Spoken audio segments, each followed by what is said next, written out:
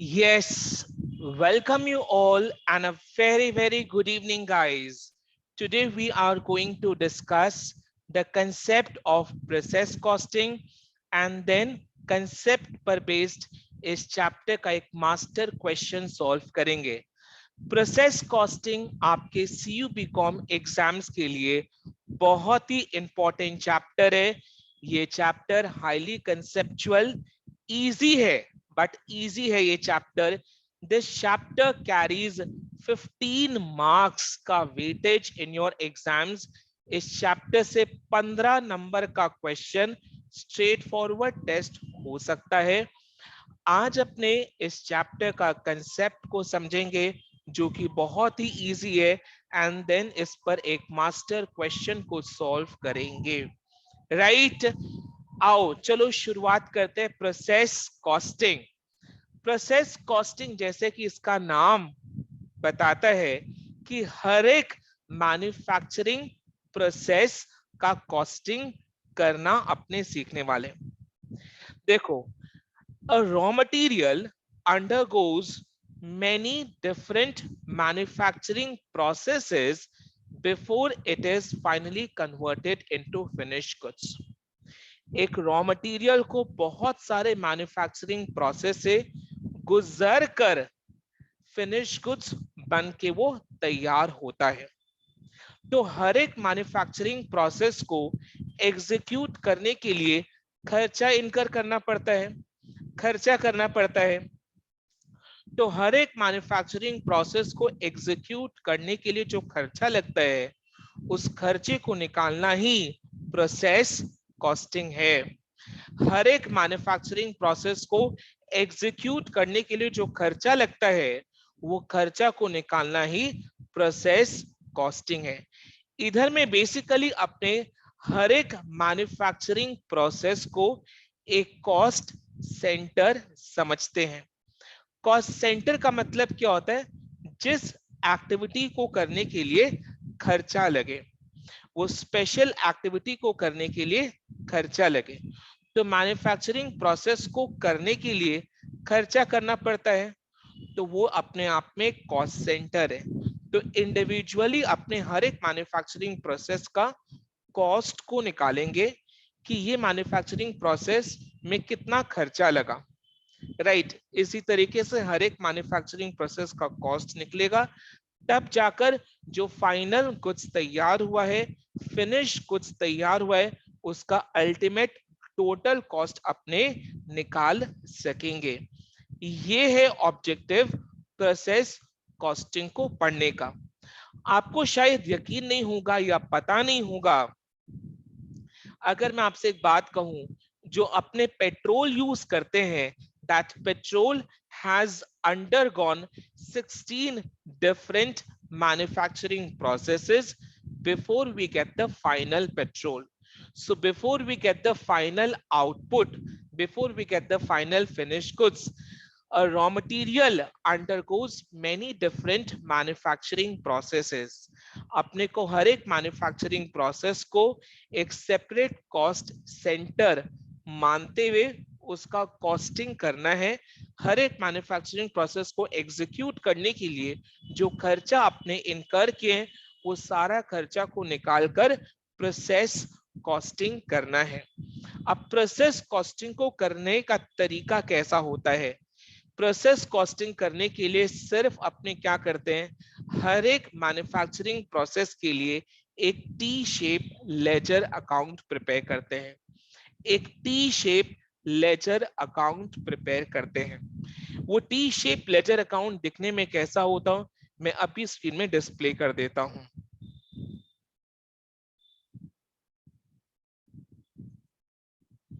ये रहा स्क्रीन में आपके सामने। इस तरीके से कुछ जैसे प्रोसेस ए अकाउंट। अब प्रोसेस ए अकाउंट एक टी शेप में बनाया गया, जिसके दो साइड है, left hand side, right hand side. Left hand side में अपने सारे, लेफ्ट हैंड साइड में अगर देखोगे, दो कॉलम है, एक यूनिट का कॉलम और दूसरा अमाउंट का कॉलम।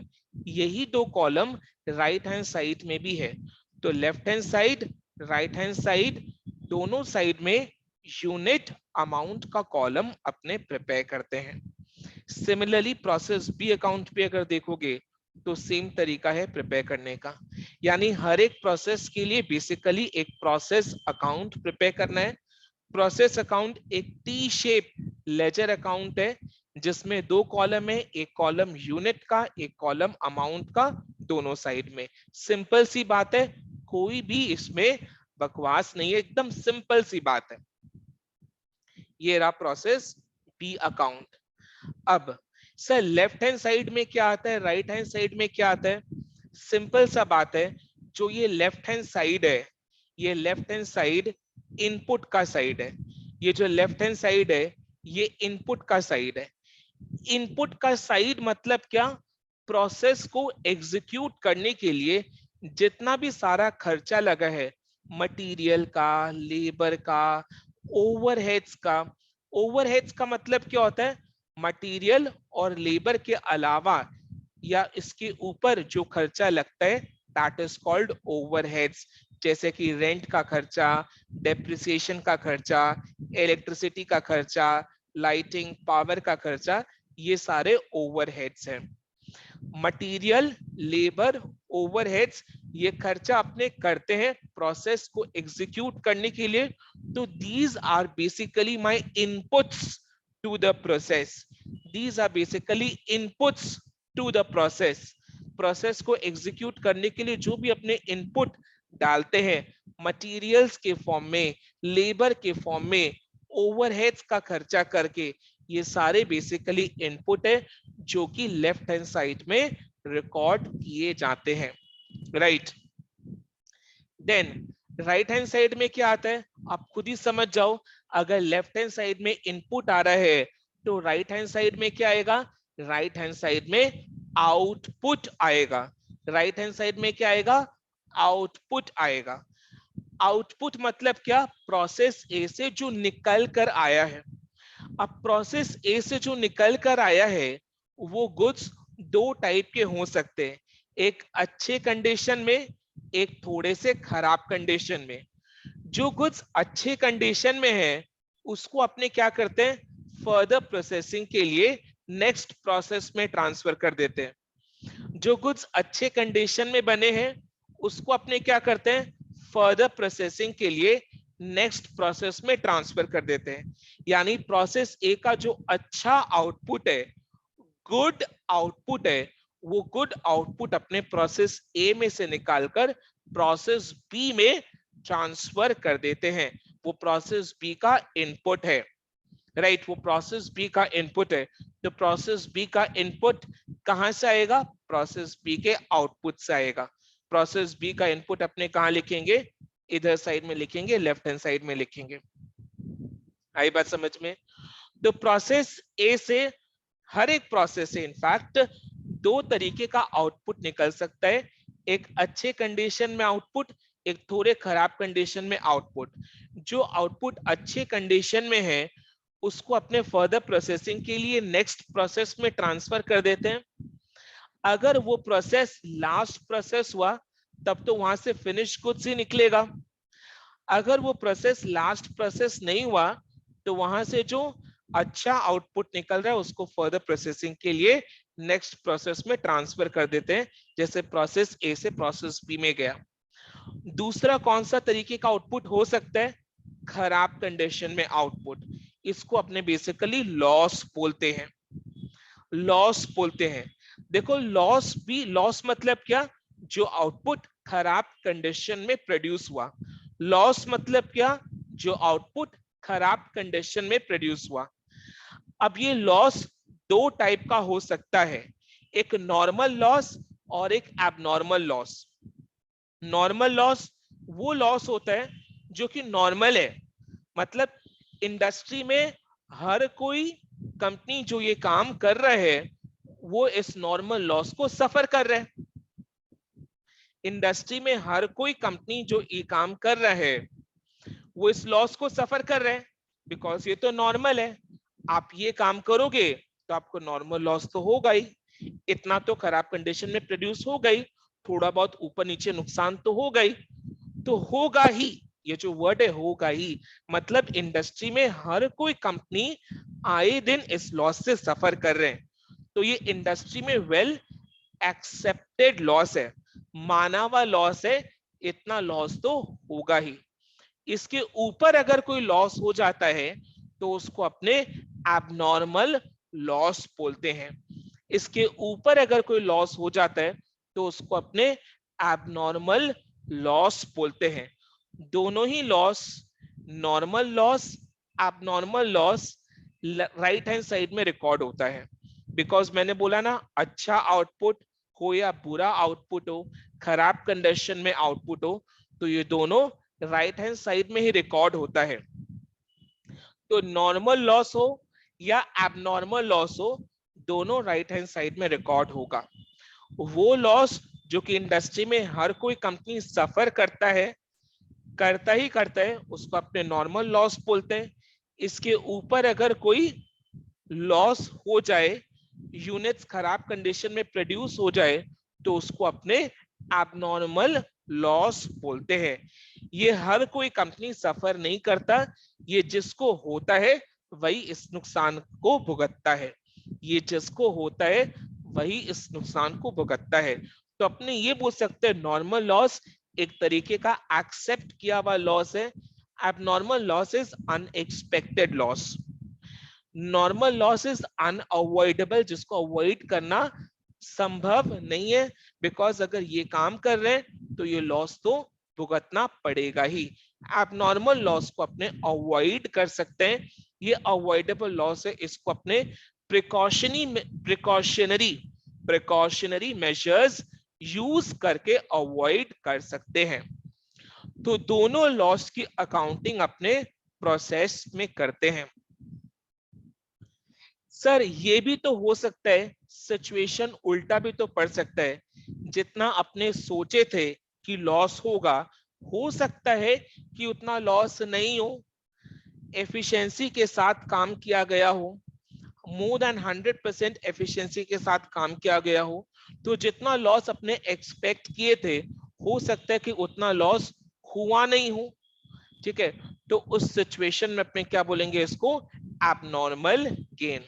इस सिचुएशन में फिर अपने क्या बोलेंगे इसको, एबनॉर्मल गेन। एबनॉर्मल गेन कौन से साइड में आएगा, abnormal gain left hand side में आएगा। एबनॉर्मल गेन कौन से साइड में आएगा, लेफ्ट हैंड साइड में आएगा। Sir abnormal gain left hand side में क्यों आएगा, अभी जस्ट अपने एक प्रैक्टिकल एग्जांपल के थ्रू इसको समझेंगे। तो तीन चीजें हैं, एक नॉर्मल लॉस, दूसरा abnormal loss. Normal loss, abnormal loss दोनों ही राइट हैंड साइड में आता है, एंड ठीक इसके उल्टे साइड में तीसरा item that is abnormal gain आता है। सर एबनॉर्मल लॉस का वैल्यूएशन कैसे होता है, नॉर्मल लॉस का वैल्यूएशन कैसे होता है, एबनॉर्मल गेन का वैल्यूएशन कैसे होता है, ये अभी इस वक्त समझने वाली बात है। नॉर्मल लॉस का एक सीधा एग्जांपल मैं देता हूं। आज पेट्रोल जो अपने खरीदते हैं, क्या ये पेट्रोल इवेपोरेट करता है, answer is yes, petrol evaporate करता है। क्या अपने पेट्रोल को इवेपोरेशन से रोक सकते हैं, आंसर इज नो, अपने पेट्रोल को इवेपोरेशन से नहीं रोक सकते। यानी अगर अपने पेट्रोल खरीद कर बेचते हैं तो हमें ये मानकर चलना पड़ेगा कि बीच में कुछ पेट्रोल इवेपोरेट भी हो सकता है, इसका नुकसान हमें भुगतना ही पड़ेगा, इसका नुकसान हमें भुगतना ही पड़ेगा। जैसे फॉर एग्जाम्पल अगर मैं ये बोलूं कि सपोज रास्ते में 1 लीटर पेट्रोल इवेपोरेट होगा, रास्ते में 1 लीटर पेट्रोल इवेपोरेट होगा और आपको 10 लीटर पेट्रोल कंज्यूम करना है, आपको खुद के प्रोडक्शन में 10 लीटर पेट्रोल चाहिए और आपको पता है रास्ते में 1 लीटर पेट्रोल तो इवेपोरेट होगा, तो आप क्या करोगे, सप्लायर से कितना पेट्रोल मांगोगे, सप्लायर से कितना पेट्रोल लोगे, 11 लीटर पेट्रोल लोगे। बिकॉज अगर आपको 10 कंज्यूम करना है एंड आपको ये पता है कि रास्ते में 1 लीटर पेट्रोल इवेपोरेट करेगा, तो आप सप्लायर से 11 लीटर पेट्रोल लोगे। आप सप्लायर से 11 लीटर पेट्रोल लोगे। आई बात समझ में? राइट, बिकॉज आपको पता है कि 1 लीटर पेट्रोल तो रास्ते में इवेपोरेट करेगा ही। राइट, तो 10 लीटर अगर कंज्यूम करना है तो 11 खरीदना पड़ेगा, तो 11 का खर्चा लगेगा। 11 को जो खर्चा है वो 10 लीटर पेट्रोल का कॉस्ट है। 11 लीटर का जो खर्चा है वो 10 लीटर का कॉस्ट है। सर ये बात समझ में नहीं आई। आप खुद ही सोचो, आपको 10 लीटर कंज्यूम करना है, 1 लीटर रास्ते में इवेपोरेट हो गया, ठीक है, इवेपोरेट होगा, इवेपोरेट होगा, तो 10 कंज्यूम करने के लिए मंगवाना कितना पड़ेगा? 11 लीटर। तो 11 लीटर का खर्चा करना पड़ेगा, 11 लीटर खरीदना पड़ेगा, रास्ते में 1 इवेपोरेट हुआ, 10 आपके हाथ में आया, तो 11 लीटर का purchase price is the cost of 10 litres of petrol. तो हर एक लीटर का जो कॉस्ट है वो बढ़ा कि नहीं बढ़ा?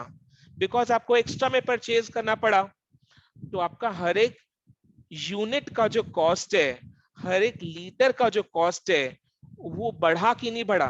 बिकॉज 10 कंज्यूम करने के लिए आपको 11 खरीदना पड़ा, तो 10 का दाम बढ़ा कि नहीं बढ़ा?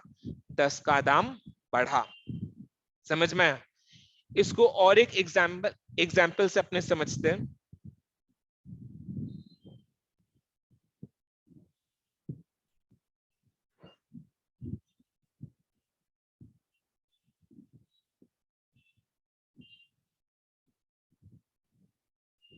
सपोज आपने इनपुट किया 10,000 यूनिट्स, सपोज आपने इनपुट किया 10,000 units,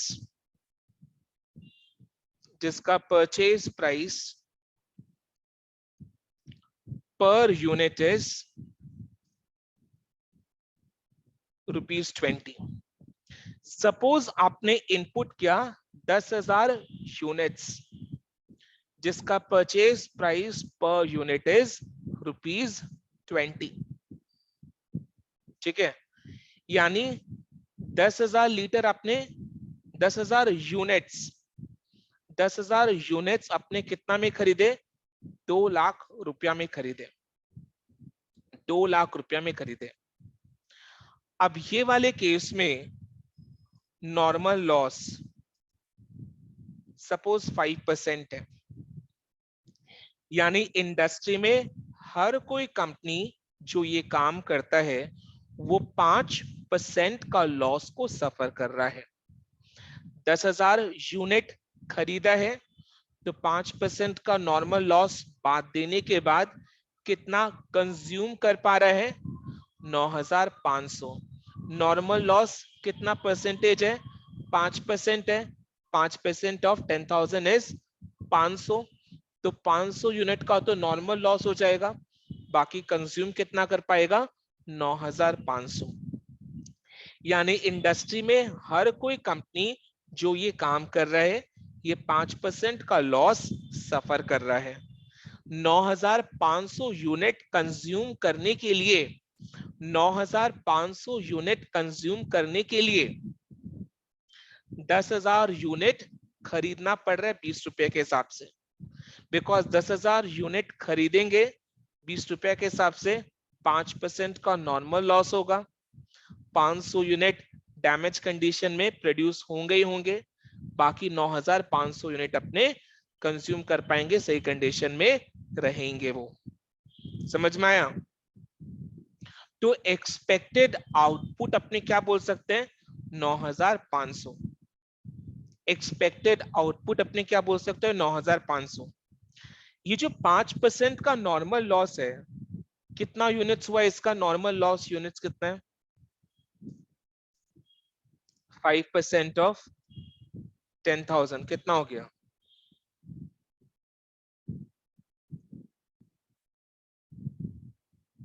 500 units. 5% of 10,000 500 units, 500 unit का नॉर्मल लॉस है, 500 यूनिट का नॉर्मल लॉस है। ये यूनिट्स डैमेज कंडीशन में। आप खुद मेरे को ये सोचकर बताना, ये जो यूनिट्स डैमेज्ड कंडीशन में प्रोड्यूस हुए हैं, क्या इसको अपने एज अ स्क्रैप सेल कर सकते हैं? जो यूनिट्स थोड़े खराब कंडीशन में प्रोड्यूस हुए हैं, क्या उनका अपना कोई स्क्रैप मार्केट नहीं होता? क्या ये स्क्रैप की तरह बेच नहीं सकते? अपने स्क्रैप की तरह इसको निकाला जा सकता है, सेल किया जा सकता है। सपोज एक यूनिट का scrap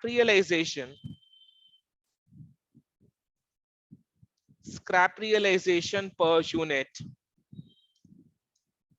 is equal to ₹2 is equal to ₹2, यानी एक यूनिट को अपने ₹2 हर यूनिट के हिसाब से बेच पा रहे हैं। 500 यूनिट का नॉर्मल लॉस यूनिट है, स्क्रैप रियलाइजेशन पर यूनिट कितना है? ₹2, यानी हर एक यूनिट जो डैमेज कंडीशन में प्रोड्यूस हुआ है उसको अपने ₹2 करके सेल कर सकते हैं। सेल करके कितना आएगा बोलो? सेल करके कितना आएगा? सेल करके तो आएगा ना 500 यूनिट। अब 500 यूनिट का नॉर्मल लॉस है, उसको अपने ₹2 करके बेचे, तो यानी ₹2 के हिसाब से कितना रुपया आएगा? आएगा कितना? 1000। 500 इंटू 2 1000। तो ये जो 1000 है, ये आपके लिए सुख की बात है या दुख की बात है? ये बिल्कुल सुख की बात है। ये आपके कॉस्ट को बढ़ाता है या कॉस्ट को घटाएगा? ये आपके लिए सुख की बात है, बिकॉज ₹1000 आया। तो ये आपके कॉस्ट को बढ़ाएगा या कम करेगा? आपके कॉस्ट को कम करेगा, बिकॉज 10,000 यूनिट परचेज करने के लिए पॉकेट में से ₹20 करके लगा था, ₹2,00,000 का खर्चा लगा। वो 10,000 में से 500 यूनिट एवे ही नष्ट, कुछ कर नहीं सकते, बिकॉज इंडस्ट्री में हर कोई कंपनी ये 500 यूनिट का लॉस भुगतता है, भुगतना पड़ता है। तो 500 यूनिट डैमेज कंडीशन में प्रोड्यूस होंगे ही होंगे, इसको अपने अवॉइड नहीं कर सकते। अब 500 यूनिट जो डैमेज कंडीशन में प्रोड्यूस हुए हैं उसको अपने कितना में बेच पाएंगे? ₹2 पर यूनिट। तो वहां से मेरे को ₹1000 का आमदनी होगा। ₹1000 का आमदनी होगा, तो ये मेरे लिए सुख की बात है। ये मेरे लिए कॉस्ट रिडक्शन करेगा। ये मेरे लिए कॉस्ट रिडक्शन करेगा, कॉस्ट रिड्यूस करके देगा। तो जो ₹2,00,000 का खर्चा लगा था उसमें से अपने ₹1000 को माइनस कर देंगे। ₹1000 को माइनस कर देंगे, राइट। जो ₹2,00,000 का खर्चा लगा था 10,000 यूनिट परचेज करने के लिए ₹20 के हिसाब से, उसमें से अपने ₹1000 को माइनस कर देंगे। कितना खर्चा लगा नेट में? 1,99,000। कितना खर्चा लगा नेट में? 1,99,000। 2 lakh minus 1,000 is equal to 1,99,000। ये 1,99,000 नेट मेरा खर्चा लगा है। ये खर्चा कितने यूनिट्स के लिए लगा है? कंज्यूम कितना यूनिट्स कर पाए अपने, सेल कितना यूनिट्स कर पाए? अच्छा यूनिट्स कितना है बोलो? 9,500। 9,500। 10,000 में से 5% का नॉर्मल लॉस बात देने के बाद 9,500 यूनिट का खर्चा इज 1,99,000। 1,99,000। तो एक यूनिट का खर्चा कितना हुआ? एक यूनिट का खर्चा निकालो फटाफट, कितना हुआ? फटाफट आना चाहिए कैलकुलेशंस। मैं भी अपना फटाफट कैलकुलेटर निकालू और कैलकुलेट करूं। 1,99,000 divided by 9,500 is equal to 20.95। कैसे निकाले अपने कॉस्ट पर यूनिट, जरा देखे तो सही। 1,99,000 divided by 9,500 is equal to 20.95। कैसे निकाले जरा देखते हैं।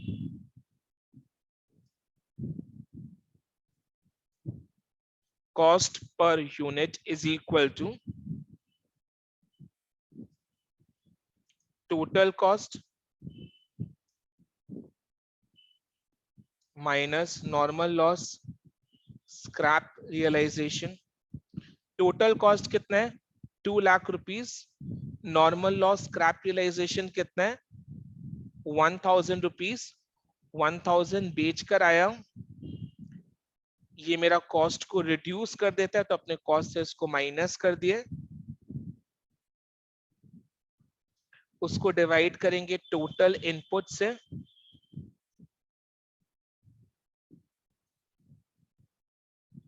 टोटल इनपुट कितना है 10,000 यूनिट्स, बट 10,000 पूरा अपने कंज्यूम नहीं कर सकते, कितना कंज्यूम करेंगे 5% का नॉर्मल लॉस बात देने के बाद 9,500 यूनिट।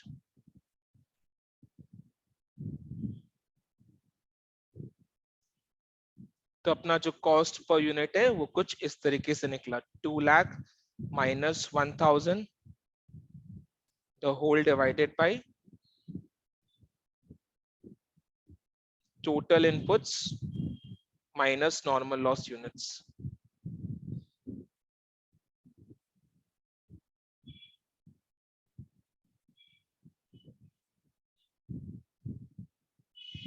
Cost print कितना आ रहा है 20.95। अगर आपने एक चीज गौर किया होगा, नॉर्मल लॉस होने के वजह से आपका जो कॉस्ट पर यूनिट है वो बढ़ रहा है, बिकॉज आपका परचेज प्राइस पर यूनिट ₹20 था, बट आपका कॉस्ट पर यूनिट ₹20.95 है। ये जो 0.95 का इंक्रीमेंट हुआ है, ये इंक्रीमेंट किस वजह से हुआ है, नॉर्मल लॉस की वजह से हुआ है, बिकॉज आप खरीदे थे 10,000 कंज्यूम नहीं कर पाए, 9,500 कंज्यूम कर पाए, तो 9,500 कंज्यूम करने के लिए आपको 10,000 पर खर्चा करना पड़ा, तो आपका कॉस्ट पर यूनिट उससे इंक्रीज हो जाता है। इधर में मेरा कॉस्ट पर यूनिट 0.95 से इंक्रीज हो गया। आप खुद सोचो, ये 0.95 से जो कॉस्ट इंक्रीज हुआ है ये किस वजह से हुआ है, नॉर्मल लॉस की वजह से हुआ है, यानी नॉर्मल लॉस की वजह से मेरा कॉस्ट पर यूनिट इंक्रीज हो जाता है। अब कॉस्ट पर यूनिट अगर इंक्रीज होगा तो profit per unit automatically decrease हो जाएगा, अगर कॉस्ट पर यूनिट इंक्रीज होगा तो profit per unit automatically decrease हो जाएगा। इसी तरीके से अपने नॉर्मल लॉस का अकाउंटिंग करते हैं, इसी तरीके से अपने नॉर्मल लॉस का अकाउंटिंग करते हैं, इसी तरीके से अपने नॉर्मल लॉस का अकाउंटिंग करते हैं। नॉर्मल लॉस की वजह से कॉस्ट पर यूनिट इंक्रीज हो जाता है तो profit per unit automatically decrease हो जाता है, नॉर्मल लॉस का अकाउंटिंग हो गया,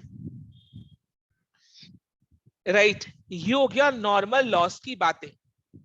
सर अगर 500 यूनिट के बजाय 700 यूनिट का लॉस हो गया तो क्या करेंगे, 500 के बजाय 700 यूनिट का लॉस हो गया तो क्या करेंगे, यानी 500 तक तो समझ में आया ये नॉर्मल लॉस है, ये हर कोई इससे सफर कर रहा है, बाकी जो एक्स्ट्रा में 200 का लॉस हुआ ये तो खाली इस कंपनी का लॉस है, ये एबनॉर्मल लॉस है।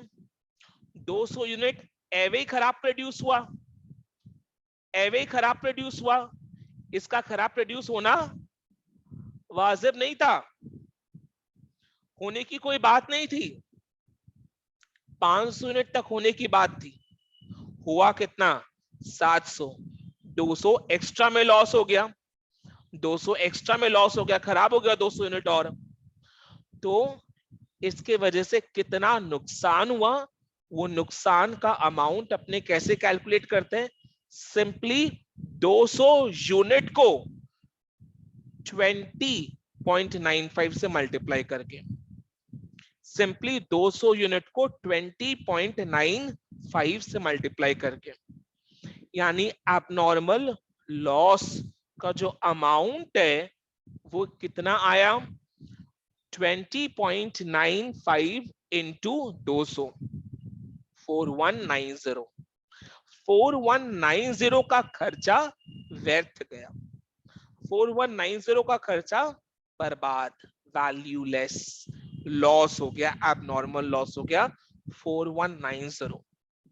तो एबनॉर्मल लॉस का अकाउंटिंग अपने अलग से सेपरेटली करते हैं। नॉर्मल लॉस का अकाउंटिंग कैसे होता है, नॉर्मल लॉस की वजह से कॉस्ट पर यूनिट बढ़ जाता है, जिसके कारण प्रॉफिट पर यूनिट घट जाता है। बट एबनॉर्मल लॉस के लिए अपने सेपरेटली उसका अमाउंट को कैलकुलेट करते हैं। कैसे कैलकुलेट करते हैं, नंबर ऑफ यूनिट्स को कॉस्ट पर यूनिट से मल्टीप्लाई करके इसका अमाउंट सेपरेटली कैलकुलेट किया जाता है, बिकॉज ये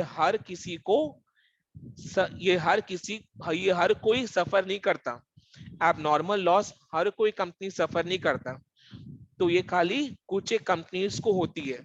तो वो कंपनीज क्या करती है, अपने एबनॉर्मल लॉस का अमाउंट अलग से ही कैलकुलेट करते हैं, बिकॉज ये हर किसी को तो होता नहीं, जिसको हुआ है वो इसका अमाउंट अलग से कैलकुलेट करेगा, जिसको हुआ है वो इसका अमाउंट अलग से कैलकुलेट करेगा।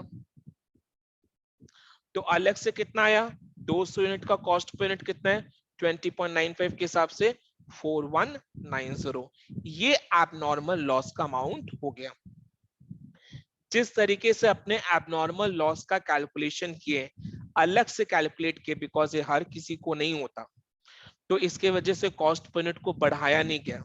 जैसे नॉर्मल लॉस की वजह से कॉस्ट पर यूनिट बढ़ गया था, एबनॉर्मल लॉस की वजह से कॉस्ट पर यूनिट को बढ़ाएंगे नहीं, इसका अमाउंट अपने अलग से कैलकुलेट करेंगे, बिकॉज ये अलग से कंपनीज को होती है, ये हर किसी कंपनी को नहीं होती जो कॉस्ट पर यूनिट को आप बढ़ा दोगे, बिकॉज हर कोई कंपनी अपना कॉस्टिंग 20.95 ही किया होगा, हर कोई कंपनी अपना कॉस्टिंग 20.95 किया होगा पर यूनिट, बिकॉज 200 यूनिट का लॉस तो हर किसी को नहीं हुआ, तो जिसको हुआ है वो इसका कॉस्ट कैलकुलेशन कैसे करेगा, 200 इंटू 20.95 अलग से कैलकुलेट करेगा, बिकॉज उसको अलग से लॉस हुआ है। अब जिस तरीके से हम लोगों ने एबनॉर्मल लॉस का कैलकुलेशन किया, सेम तरीके से अपने एबनॉर्मल गेन का भी कैलकुलेशन करेंगे। एबनॉर्मल गेन का मतलब क्या हो गया, जैसे एक्सपेक्ट कितना किए थे, 500 यूनिट का लॉस होगा, एक्सपेक्ट कितना किए थे, 500 यूनिट का लॉस होगा, बट 500 के बजाय कितना यूनिट्स का लॉस हुआ, केवल 400 यूनिट का लॉस हुआ। 500 के बजाय कितना यूनिट्स का लॉस हुआ, 400 यूनिट का लॉस हुआ। 100 यूनिट एबनॉर्मल गेन, 500 का लॉस एक्सपेक्ट किए थे, सब कोई 500 का लॉस सफर कर रहा है, मेरे को तो सिर्फ 400 का लॉस हुआ, यानी मेरे को 100 यूनिट का एबनॉर्मल गेन, मतलब मैंने 9500 यूनिट के खर्चे में 9600 यूनिट बना लिया। 10,000 यूनिट खरीदे थे, 500 का नॉर्मल लॉस, 10,000 यूनिट खरीदे थे, 500 का नॉर्मल लॉस, यानी 9,500 के लिए खर्चा हुआ, 9,500 के लिए खर्चा हुआ, उसमें कितना बना लिए, 9,600। 9,500 के खर्चे में 9,500 के खर्चे में 9,600 यूनिट बना लिए, बिकॉज लॉस सिर्फ 400 हुआ, बना कितना, 9,600। एक्सपेक्ट कितना किए थे, 9,500, एक्सपेक्ट कितना किए थे, 9,500, उसी हिसाब से खर्चा हुआ था, बना कितना, 9,600, 400 का लॉस हुआ, तो 9,500 के दाम में 9,600 यूनिट बन गया। 9,500 यूनिट का दाम कितना है? दाम कितना है हर एक यूनिट का? 9,500 यूनिट का दाम कितना है हर एक यूनिट का? 20.95। 9,500 का दाम कितना है हर एक यूनिट का? 20.95। इसी दाम पर 9,600 बना लिए, यानी 100 यूनिट एक्स्ट्रा प्रोड्यूस किए, तो वो 100 यूनिट का खर्चा कितना सेव हुआ? वो 100 यूनिट की वजह से कितना गेन हुआ? खर्चा कितना कम लगा? 100 इंटू 20.95, 100 इंटू 20.95, 100 इंटू 20.95। सिंपल सा बात है, एकदम कोई भी उसमें बकवास नहीं है, सिंपल सी बात, नो बकवास। नॉर्मल लॉस की वजह से कॉस्ट पर यूनिट बढ़ जाता है, तो प्रॉफिट पर यूनिट ऑटोमेटिकली कम हो जाता है। नॉर्मल लॉस का कंसिडरेशन अपने कॉस्ट के कैलकुलेशन में करते हैं। Normal loss is considered while calculating cost per unit, because ये लॉस से हर कोई इंडस्ट्री सफर करता है, तो इसको अपने कॉस्ट पर यूनिट कैलकुलेट करने के लिए यूज करते हैं, बिकॉज हर कोई कंपनी अपना कॉस्ट पर यूनिट इसी तरीके से कैलकुलेट करता है। कैसे कैलकुलेट करता है? Total cost minus normal loss scrap realisation divided by total inputs minus normal loss units, right. तो कॉस्ट पर यूनिट बढ़ जाता है, राइट। और एबनॉर्मल लॉस या एबनॉर्मल गेन, एबनॉर्मल लॉस या एबनॉर्मल गेन का कैलकुलेशन अपने सेपरेटली अलग से करते हैं। कैसे करते? बिकॉज ये इंडस्ट्री में हर किसी को नहीं होता, तो इसका कैलकुलेशन सेपरेटली किया जाता है। सेपरेटली कैसे करते? नंबर ऑफ यूनिट्स को कॉस्ट पर यूनिट 20.95 से मल्टीप्लाई करके, ठीक है। अब ये नॉर्मल लॉस, एबनॉर्मल गेन को प्रोसेस अकाउंट में कैसे फिट करेंगे, ये बात अपने अभी सीखने वाले हैं। चलो करते हैं। अब पूरे प्रोसेस को, पूरे कॉन्सेप्ट को समझ लेने के बाद अपने क्या करेंगे, अभी एक प्रैक्टिकल एग्जांपल इस पर करेंगे। प्रैक्टिकल एग्जांपल के थ्रू सारा प्रोसेस कॉस्टिंग को अपने समझने का कोशिश करेंगे, उसमें जितने भी सारे स्टेप्स है उसको समझने का कोशिश करेंगे। ये एग्जाम्पल का स्क्रीनशॉट अपने लोग ले सकते एक बार, और फिर मेरे साथ उसको सॉल्व करना। इस क्वेश्चन का स्क्रीनशॉट ले लो, क्वेश्चन का स्क्रीनशॉट लेकर अपने पास रखो, अपने पास एक कैलकुलेटर भी रखें, ताकि साथ में सॉल्व करेंगे तो कॉन्फिडेंस डेवलप होगा। आई बात समझ में? ओके, चलो करें। पहले क्वेश्चन को अच्छी तरीके से समझते हैं। क्वेश्चन को जितना समझने में टाइम देंगे, जितना डिटेल में उसको समझेंगे, आंसर उतने आसानी के साथ बनेगा, ठीक है। X limited produces product Z, X limited produces product Z through two distinct processes. X limited एक प्रोडक्ट जेड बनाता है, दो प्रोसेस से गुजरता है वो product, process A and process B.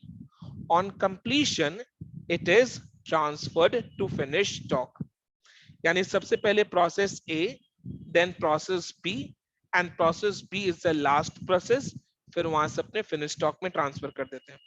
यानी पहले इनपुट प्रोसेस ए में डालता है, वहां से अच्छा आउटपुट प्रोसेस बी में ट्रांसफर होता है, प्रोसेस ए का अच्छा output is input for process B, then process B is the last process, वहां से जो निकलता है वो अपने फिनिश स्टॉक में ट्रांसफर कर देते हैं। The following information relates to the year 2021-22। अपने को क्या करना है? Prepare process account and finish stock account. और आप लोग का साथ अगर होगा तो अपने abnormal loss account and abnormal gain account भी प्रिपेयर कर लेंगे कंप्लीट अंडरस्टैंडिंग के लिए। अपने को क्वेश्चन में केवल process account and finish stock account prepare करने के लिए बोला गया है, बट आप लोग का अगर साथ होगा तो अपने एबनॉर्मल लॉस, एबनॉर्मल गेन, ये दोनों का भी अकाउंट प्रिपेयर कर लेंगे। ठीक है। प्रोसेस ए में रॉ मटेरियल्स कितना कंज्यूम हुआ है? 1000 यूनिट्स। 1000 यूनिट्स जिसका कॉस्ट पर यूनिट कितना है? 200। ट्रांसफर टू नेक्स्ट प्रोसेस और फिनिश स्टॉक। प्रोसेस ए से तो यूनिट्स प्रोसेस बी में ट्रांसफर होता है एंड प्रोसेस बी से फिनिश स्टॉक में ट्रांसफर होता है। प्रोसेस ए में कितना यूनिट्स, प्रोसेस ए से कितना यूनिट्स प्रोसेस बी में ट्रांसफर हुआ? 940। प्रोसेस ए से प्रोसेस बी में कितना यूनिट्स ट्रांसफर हुआ? 940। प्रोसेस बी से फिनिश स्टॉक में कितना यूनिट्स ट्रांसफर हुआ? 870। नॉर्मल लॉस कितना है? 5%। नॉर्मल लॉस कितना है? 5%। अब 5% का नॉर्मल लॉस सुनो। प्रोसेस ए में इनपुट कितना यूनिट्स किए थे? 1000 यूनिट इनपुट किए थे। 1000 यूनिट इनपुट किए थे। 1000 का 5% कितना होता है? 50। 1000 यूनिट इनपुट किए थे। 1000 का 5% कितना होता है? 50। यानी 50 यूनिट्स का नॉर्मल लॉस है। 50 यूनिट्स का नॉर्मल लॉस है। तो आउटपुट कितना एक्सपेक्ट कर रहे थे? 1000 माइनस 50, 950। 1000 माइनस 950, आउटपुट कितना एक्सपेक्ट कर रहे थे? 950। बट आउटपुट कितना निकला? 940। आउटपुट कितना निकला? 940। यानी 10 यूनिट्स आउटपुट कम निकला। 1000 यूनिट का इनपुट था जिसमें से 5% यानी 50 यूनिट का नॉर्मल लॉस। 50 यूनिट माइनस करने के बाद आउटपुट कितना एक्सपेक्ट कर रहे थे? 950। बट आउटपुट प्रोसेस बी के लिए कितना निकला? 940। यानी 10 यूनिट का एक्स्ट्रा लॉस हो गया। वो जो एक्स्ट्रा लॉस है दैट इज एबनॉर्मल लॉस। अब ये जो 940 यूनिट है ये प्रोसेस बी के लिए इनपुट है। ये जो 940 यूनिट है ये प्रोसेस बी के लिए इनपुट है। प्रोसेस बी के लिए इनपुट है। अब प्रोसेस बी का नॉर्मल लॉस कितना है? 10%। 940 का 10% कितना होता है? 94। 94 को 940 से माइनस करो। 94 को 940 से माइनस करो, कितना आ रहा है? 846 यूनिट्स। 846 यूनिट्स। 846 यूनिट्स अपने प्रोड्यूस करने का सोचे थे कि आउटपुट 846 यूनिट्स ही आएगा। बट आउटपुट कितना यूनिट्स आया? प्रोसेस बी से फिनिश स्टॉक में कितना आउटपुट गया? 870। सो 846 की जगह 870 का आउटपुट गया। 846 की जगह 870 का आउटपुट गया। यानी 24 यूनिट्स का एबनॉर्मल गेन हुआ। यानी 24 यूनिट्स का एबनॉर्मल गेन हुआ। यानी 24 यूनिट्स का एबनॉर्मल गेन हुआ। आई बात समझ में? यानी प्रोसेस ए में एबनॉर्मल लॉस है, प्रोसेस बी में एबनॉर्मल गेन है एंड दोनों ही प्रोसेस में अपना अपना नॉर्मल लॉस भी है। यानी ये सब पूरा पैकेज है। ठीक है, जिसमें आप नॉर्मल लॉस भी है, नॉर्मल लॉस तो है ही, आप नॉर्मल गेन भी है। ठीक है। फिर डायरेक्ट वेजेस दिया हुआ है 15,600, 13,200। डायरेक्ट एक्सपेंसेस दिया हुआ है 75% of direct wages. Direct wages कितना प्रोसेस ए का? 15,600। 15,600 का 75% कितना हो गया? 11,700। तो 11,700 का डायरेक्ट एक्सपेंस है। 11,700 का डायरेक्ट एक्सपेंस है। डायरेक्ट वेजेस प्रोसेस बी का कितना है? 13,200। 13,200 का 75% कितना है? 9,900। 13,200, 13,200 का 75% इज 9,900 का डायरेक्ट एक्सपेंस है। तो डायरेक्ट एक्सपेंस ये वाले केस में अपने को निकालना पड़ा। सन्ड्री एक्सपेंसेस कितना है? सन्ड्री एक्सपेंसेस कितना है? प्रोसेस ए के लिए नहीं है, प्रोसेस बी के लिए 2954 है। 2954 है। Realizable value of scrap per unit 4.5 per unit, 5.75 per unit. यानी जो नॉर्मल लॉस यूनिट है, जो यूनिट्स डैमेज कंडीशन में प्रोड्यूस होते हैं, उसको अपने प्रोसेस ए के केस में 4.5 पर यूनिट में बेच पाते हैं। जो यूनिट्स प्रोसेस बी में डैमेज कंडीशन में प्रोड्यूस होता है, वो यूनिट्स को अपने 5.75 पर यूनिट के हिसाब से बेच पाते हैं। यानी जो यूनिट्स खराब कंडीशन में प्रोड्यूस होते हैं, उसको प्रोसेस ए के केस में 4.5 पर यूनिट के हिसाब से बेच पाते हैं as scrap, and process B में 5.75 पर यूनिट के हिसाब से बेच पाते हैं एज अ स्क्रैप। ठीक है, क्लियर? Right, next. फिर लास्ट में क्या बोला हुआ है? 800 units of finished goods were sold at a profit of 20% on cost. Process B से फिनिश स्टॉक में कितना यूनिट्स ट्रांसफर हुआ? प्रोसेस बी से फिनिश स्टॉक में कितना यूनिट्स ट्रांसफर हुआ? 870 यूनिट्स। 870 यूनिट्स प्रोसेस बी से फिनिश स्टॉक में ट्रांसफर हुआ। 870 में से 800 units 800 units of finished goods were sold at a profit of 20% on cost. At a profit of 20% on cost, यानी 870 में से खाली 800 यूनिट अपने प्रॉफिट एट 20% ऑन कॉस्ट में अपने बेचे, बाकी जो 70 यूनिट है दैट इज क्लोजिंग स्टॉक। और अपने को इस क्वेश्चन में फिनिश स्टॉक अकाउंट प्रिपेयर करना है। तो अपने बेसिकली क्या क्या प्रिपेयर करने का सोच रहे हैं? एक प्रोसेस ए अकाउंट, दूसरा प्रोसेस बी अकाउंट, तीसरा फिनिश स्टॉक अकाउंट, और आपका साथ अगर रहा तो abnormal loss account, abnormal gain account, ये दोनों अकाउंट पे प्रिपेयर करेंगे। कुल मिलाकर 5 चीज है। ये कर लेने के बाद पूरा माजला जो है इस चैप्टर का कंप्लीट हो जाएगा। राइट, तो सबसे पहले इस चैप्टर का पूरा कॉन्सेप्ट को अपने समझे। नॉर्मल लॉस, एबनॉर्मल गेन का कॉन्सेप्ट को क्लैरिफाई किए प्रैक्टिकल एग्जांपल के थ्रू।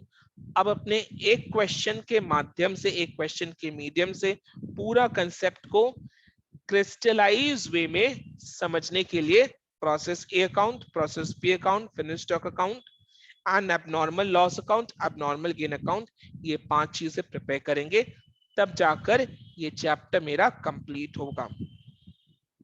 ठीक है, तो सबसे पहले process A account. Process A account का जो लेफ्ट हैंड साइड है वो इनपुट का साइड है। प्रोसेस ए अकाउंट का जो लेफ्ट हैंड साइड है वो इनपुट का साइड है। इनपुट मतलब क्या? प्रोसेस ए को एग्जीक्यूट करने के लिए जो भी सारा खर्चा अपने लोगों ने किया है, वो सारा खर्चा का रिकॉर्डिंग अपने लेफ्ट हैंड साइड में करेंगे।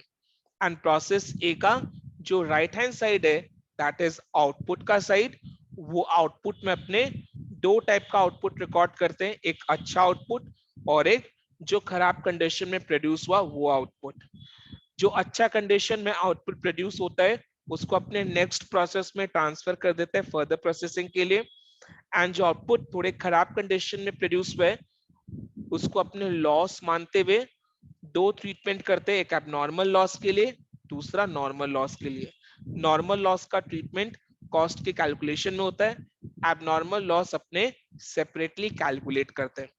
नॉर्मल लॉस का ट्रीटमेंट कॉस्ट के कैलकुलेशन में होता है, एबनॉर्मल लॉस का अमाउंट अपने सेपरेटली कैलकुलेट करते हैं। ठीक है, चलो अब क्या क्या इनपुट है? मटेरियल्स है, एक्सक्यूज मी, मटेरियल कितना यूनिट डाले अपने? 1000 यूनिट्स। कॉस्ट कितना है? 200। सो 1000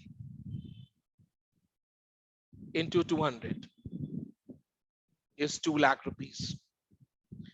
Then और क्या क्या है? डायरेक्ट वेजेस के 15,600,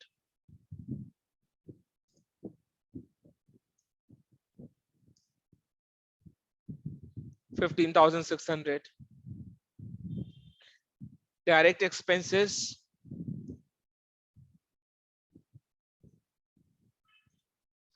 डायरेक्ट एक्सपेंसेस कितना है?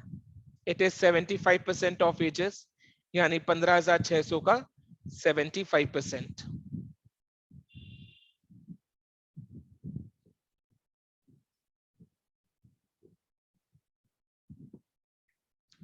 11,700। डायरेक्ट एक्सपेंसेस देखो, सन्ड्री एक्सपेंसेस नहीं है प्रोसेस ए का। देन नेक्स्ट, सबसे पहला स्टेप प्रोसेस अकाउंट प्रिपेयर करने का क्या है? लेफ्ट हैंड साइड में सारे खर्चे को रिकॉर्ड करो, जो भी खर्चा आपने किया प्रोसेस को एग्जीक्यूट करने के लिए, वो सारा खर्चा रिकॉर्ड होगा। मटेरियल का, लेबर का, एक्सपेंसेस का, ओवरहेड्स का, ये सारा खर्चा हम लोगों ने रिकॉर्ड कर लिया। अब नेक्स्ट स्टेप क्या है? नेक्स्ट स्टेप, सबसे पहले नॉर्मल लॉस को लिखो। नॉर्मल लॉस डैमेज कंडीशन में प्रोड्यूस हुआ हुआ आउटपुट है, जो कि एक्सेप्टेड है। एक्सेप्टेड है, एक्सेप्ट किया हुआ है कि हाँ इतना का लॉस होगा। तो आउटपुट जो खराब कंडीशन में प्रोड्यूस हुआ है, एक्सेप्टेड है वो लॉस, वो नॉर्मल लॉस को अपने आउटपुट के साइड यानी राइट हैंड साइड में लिखते हैं bye normal loss. Normal loss का परसेंटेज कितना है देख लो। नॉर्मल लॉस का परसेंटेज 5% है, यानी 1000 यूनिट्स का 5% इज नॉर्मल लॉस, यानी 50 यूनिट्स इज नॉर्मल लॉस। 1000 का 5% इज 50। ये जो 50 यूनिट का नॉर्मल लॉस हुआ है, इसको एज अ स्क्रैप अपने प्रोसेस ए में कितना में बेचे? प्रोसेस ए में कितना में स्क्रैप रियलाइजेशन हुआ है? 4.75। ये जो 50 यूनिट्स का नॉर्मल लॉस हुआ है, ये 50 यूनिट्स को एज अ स्क्रैप कितना में बेचे प्रोसेस ए के लिए? 4.5 के हिसाब से इंटू 50 करो, 225। 225। प्रोसेस ए का डिटेल अगर अपने देखें तो प्रोसेस ए का एग्जीक्यूट करने के लिए मटेरियल का 2 लाख का खर्चा, वेजेस का 15,600 का खर्चा, डायरेक्ट एक्सपेंसेस का 11,700 का खर्चा। देन प्रोसेस ए में 50 यूनिट्स का नॉर्मल लॉस है, एंड उस नॉर्मल लॉस का स्क्रैप रियलाइजेशन 225 है। ठीक है, अब अपने क्या करेंगे? नेक्स्ट स्टेप, सबसे पहला स्टेप क्या था? सबसे पहला स्टेप, लेफ्ट हैंड साइड में सारे आइटम्स ऑफ एक्सपेंसेस को लिखो जो अपने इनकर के प्रोसेस को एग्जीक्यूट करने के लिए। देन नेक्स्ट स्टेप क्या है? सेकेंड स्टेप क्या है? नॉर्मल लॉस को लिखो। नॉर्मल लॉस के साथ साथ अमाउंट के कॉलम में नॉर्मल लॉस का स्क्रैप रियलाइजेशन को लिखो। देन थर्ड स्टेप क्या है? थर्ड स्टेप अपने क्या करेंगे? प्रोसेस ए का कॉस्ट पर यूनिट निकालेंगे। थर्ड स्टेप क्या है? प्रोसेस ए का कॉस्ट पर यूनिट निकालेंगे। थर्ड स्टेप क्या है? प्रोसेस ए का कॉस्ट पर यूनिट निकालेंगे। कॉस्ट पर यूनिट अपने कैसे निकालेंगे? याद करो ये वाला फंडा, cost per unit is equal to total cost minus total cost में मटेरियल का, लेबर का, डायरेक्ट एक्सपेंसेस, ये सारे खर्चे जुड़ जाएंगे, minus normal loss scrap realisation. Normal loss scrap realisation कितना है? 225। 225 को माइनस करेंगे, divided by total input. Total input कितना है? 1000 unit, minus normal loss units कितना है? 50 यूनिट। नॉर्मल लॉस यूनिट कितना है? 50 यूनिट। तो 50 यूनिट को माइनस करो, ठीक है, तो आ जाएगा मेरा कॉस्ट पर यूनिट। अपने क्या करेंगे? प्रोसेस ए के नीचे में थोड़ा सा स्पेस छोड़ दो प्रोसेस ए को कंप्लीट करने के लिए, उसी के नीचे में कॉस्ट पर यूनिट का कैलकुलेशन शो करेंगे, जो कि वर्किंग नोट्स का पार्ट है। Total cost minus normal loss scrap realisation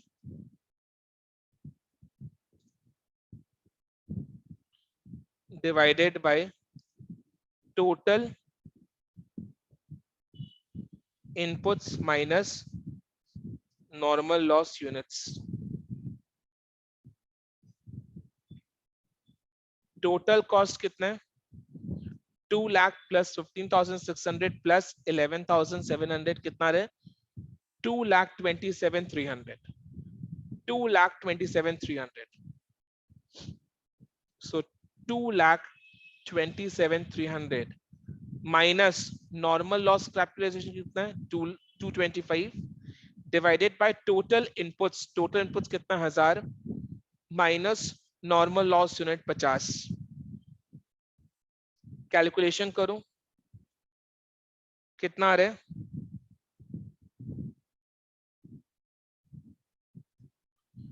239.026 239.026 03 ले लेते हैं 239.026 आ रहे हैं. आप 3 डेसिमल्स तक भी ले सकते हैं 2 डेसिमल्स तक भी ले सकते हैं अपने 2 डेसिमल्स तक ले रहे 239.03. This is cost per unit. This is cost per unit. Now अब नेक्स्ट स्टेप क्या है नेक्स्ट स्टेप इससे पहले कॉस्ट पर यूनिट निकालिए. नेक्स्ट स्टेप क्या है नेक्स्ट स्टेप इज ये देखना कि कितने यूनिट्स अच्छे कंडीशन में प्रोड्यूस हुए हैं जो नेक्स्ट प्रोसेस में फर्दर प्रोसेसिंग के लिए गए. प्रोसेस ए से कितना यूनिट्स अच्छे कंडीशन में प्रोसेस होकर फर्दर प्रोसेसिंग के लिए नेक्स्ट प्रोसेस बी में गए. कितना यूनिट्स गए ऐसा 940 यूनिट्स गए 940 यूनिट्स गए. तो 940 यूनिट्स का कॉस्ट पर यूनिट कितना है 239.03. 940 यूनिट्स का कॉस्ट पर यूनिट कितना है 239.03. टोटल कॉस्ट कितना आ जाएगा 940 यूनिट्स इनटू 239.03. टोटल कॉस्ट कितना आएगा 940 into 239.03.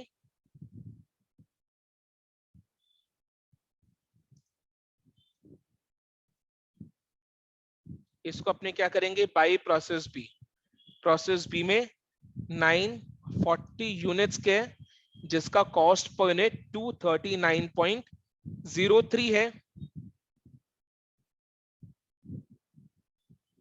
940 units cost is 239.03 into 940 कितना रहे 2,24,688. 2,24,688. अब खुद सोचो प्रोसेस ए में इनपुट कितना यूनिट्स था 1000 यूनिट्स था. प्रोसेस ए में कितना यूनिट्स इनपुट थे 1000 यूनिट्स इनपुट थे. नॉर्मल लॉस कितना है 50 यूनिट्स यानी आउटपुट कितना एक्सपेक्ट किया जा रहा था 950 यूनिट्स का. बट अच्छा आउटपुट अच्छे कंडीशन में कितना आउटपुट प्रोड्यूस हुआ 940 यानी 10 यूनिट का एबनॉर्मल लॉस. एबनॉर्मल लॉस को भी अपने राइट हैंड साइड में लिखेंगे बाय एबनॉर्मल लॉस बिकॉज अच्छा आउटपुट खराब आउटपुट जो भी होता है आउटपुट का साइड राइट हैंड साइड है. तो abnormal loss by abnormal loss आप खुद ही सोचो बाय एबनॉर्मल लॉस लिख रहे हैं यानी एबनॉर्मल लॉस अकाउंट डेबिट हो रहा है. बाय एबनॉर्मल लॉस अगर लिख रहे हैं तो एबनॉर्मल लॉस अकाउंट तो डेबिट ही हो रहा है ना. कितना यूनिट्स है 10 यूनिट. अब ये 10 यूनिट का कॉस्ट कितना है ये 10 यूनिट का कॉस्ट कितना है 239.03 इंटू 10. 239.03 इंटू 10 मैंने क्या समझाया था एबनॉर्मल लॉस का जो यूनिट्स है उसके लिए अपने सेपरेटली अमाउंट को कैलकुलेट करते हैं बिकॉज एबनॉर्मल लॉस हर कोई कंपनी को नहीं होता. जिस कंपनी को होता है वो इसका कॉस्ट का कैलकुलेशन अलग से करता है. इसको कॉस्ट पर यूनिट के लिए कंसिडर नहीं करता. इसका कैलकुलेशन अलग से करेंगे. अलग से कैसे होगा 10 into cost per unit 10 units into cost per unit कितना रहे 2390.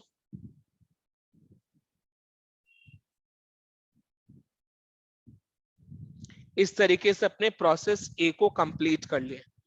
इस तरीके से अपने प्रोसेस ए को कंप्लीट कर लिया, राइट। अब देखो एक चीज मैं आपको बताऊं, प्रोसेस ए अकाउंट कंप्लीट हो गया। अब प्रोसेस ए अकाउंट को अपने बैलेंस करेंगे। अगर अपने देखेंगे जो लेफ्ट हैंड साइड का टोटल है वो कितना रहा है, 2,27,300, और जो राइट हैंड साइड का टोटल है वो कितना रहा है, 2,27,303.303 आ रहा है, 303 आ रहा है, यानी अपने को ₹3 यहां से कम करना पड़ेगा। ये ₹3 कम करने में कोई गलत बात नहीं है, कोई खराब बात नहीं है। ये ₹3 को इधर से कम करने में कोई खराब बात नहीं, कोई गलत काम नहीं कर रहे, अपने सही काम कर रहे हैं। बिकॉज ये जो ₹3 का एरर आ रहा है ना, ये राउंडिंग ऑफ एरर की वजह से आ रहा है। अपना जो कॉस्ट पर यूनिट निकला था ना, वो कॉस्ट पर यूनिट डेसिमल्स में निकला था।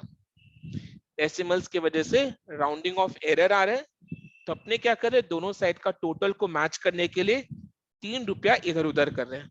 ₹3 इधर उधर करने में कोई हर्ज नहीं है। 224,685 कर देते हैं, 224,685।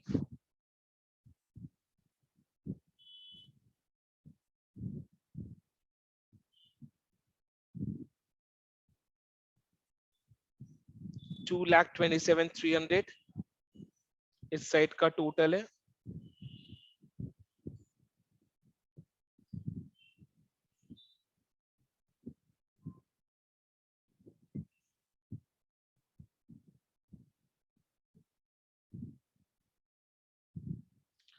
अब क्योंकि प्रोसेस ए में एबनॉर्मल लॉस हुआ है, क्यों ना लगे हाथ प्रोसेस ए के लिए एबनॉर्मल लॉस अकाउंट पे प्रिपेयर कर ले। अब क्योंकि प्रोसेस ए में एबनॉर्मल लॉस हुआ है, तो लगे हाथ प्रोसेस ए के लिए एबनॉर्मल लॉस अकाउंट प्रिपेयर कर ले।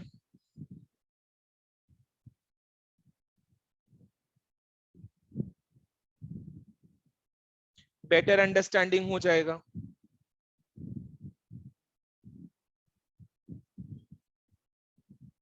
This is smart work.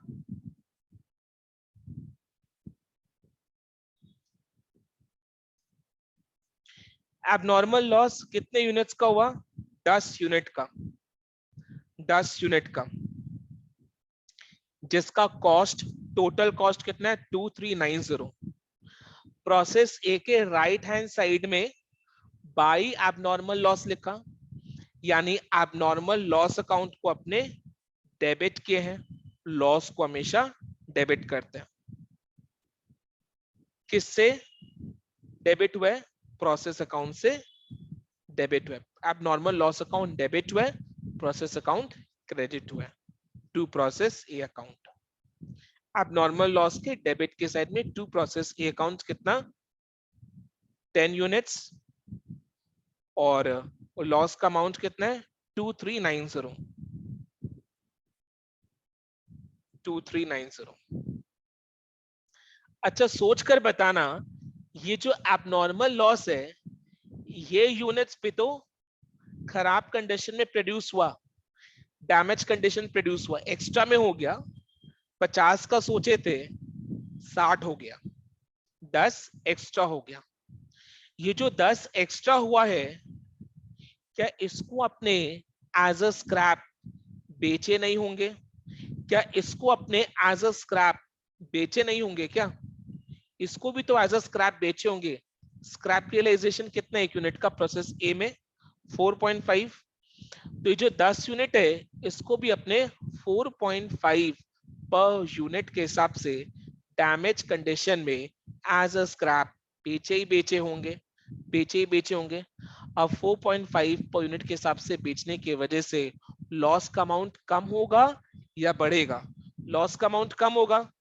अब खुद ही सोचो लॉस का अमाउंट कितना है, 2390, that is the cost of 10 units.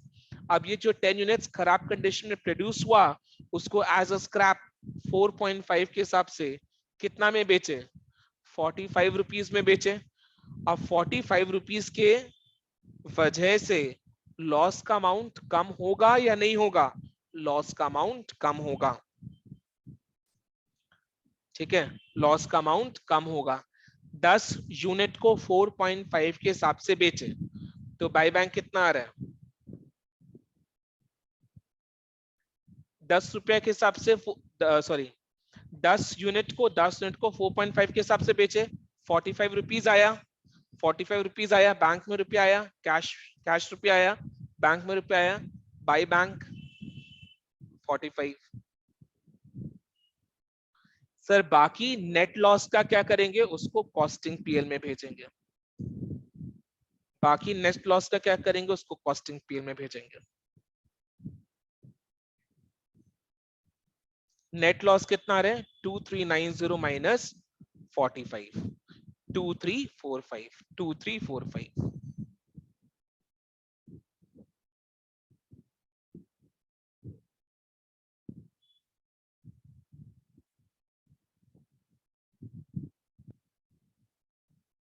ये 2345 अपने कॉस्टिंग कर रहे हैं ना, तो कॉस्टिंग का जो लॉस है वो कॉस्टिंग पीएल में जाएगा। कॉस्टिंग कर रहे हैं तो कॉस्टिंग का जो लॉस है वो कॉस्टिंग पीएल में जाएगा। 2345 का नेट लॉस हुआ है। सर अगर अपने एबनॉर्मल लॉस अकाउंट प्रिपेयर कर सकते हैं तो नॉर्मल लॉस अकाउंट प्रिपेयर क्यों ना कर सकते हैं? कर सकते हैं, चलो लगे हाथ नॉर्मल लॉस अकाउंट भी प्रिपेयर कर लेते हैं। सिंपल सी बात है, लगे हाथ नॉर्मल लॉस अकाउंट को भी प्रिपेयर कर लेते हैं।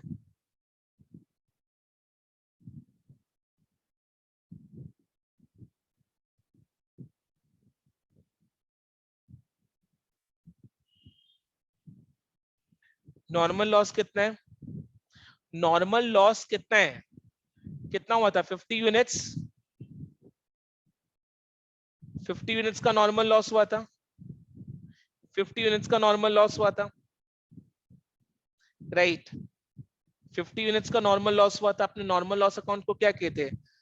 बाई साइड में लिखे थे, बाई नॉर्मल लॉस लिखे थे, यानी नॉर्मल लॉस अकाउंट इसकी वजह से डेबिट हुआ। टू प्रोसेस से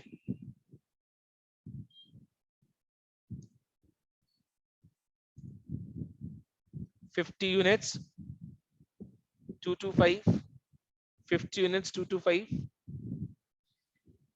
ये अपने को एज अ स्क्रैप रियलाइज हो गया।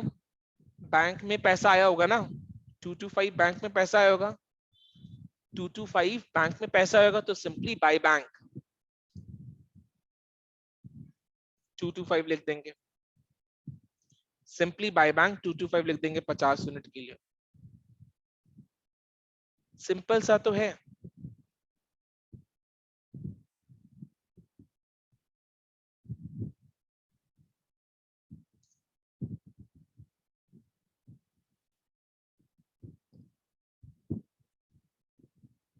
टू टू फाइव लिख दिया, डन। तो process A account A to Z complete. अब प्रोसेस बी अकाउंट की तरफ चलते हैं। ठीक है, प्रोसेस बी अकाउंट की तरफ चलते हैं। प्रोसेस ए से जो आउटपुट है वो प्रोसेस बी में गया है फर्दर प्रोसेसिंग के लिए। सो प्रोसेस ए का जो आउटपुट है वो प्रोसेस बी का इनपुट है। प्रोसेस ए का जो आउटपुट है वो प्रोसेस बी का इनपुट है। सो प्रोसेस बी में अपने इनपुट के साइड में टू प्रोसेस ए, कितना यूनिट्स? 940, अमाउंट कितना है? 224685, 224685, क्लियर। नेक्स्ट, अब प्रोसेस बी को एग्जीक्यूट करने के लिए क्या क्या खर्चा लगा वो सारा खर्चा को प्रोसेस बी के लेफ्ट हैंड साइड में लिखते हैं। Direct wages 13,200, direct expenses 75% of direct wages and sundry expenses, ये तीन खर्चा लगा। Direct wages, direct expenses, sundry expenses.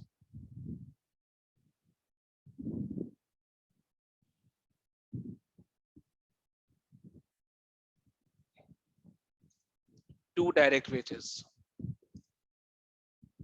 Direct wages कितने अमाउंट का है? 13,200।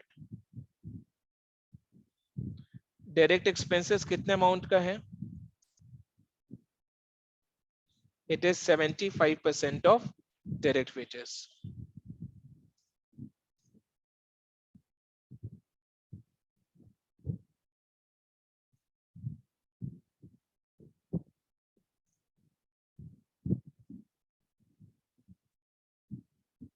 $9,900. Sundry expenses,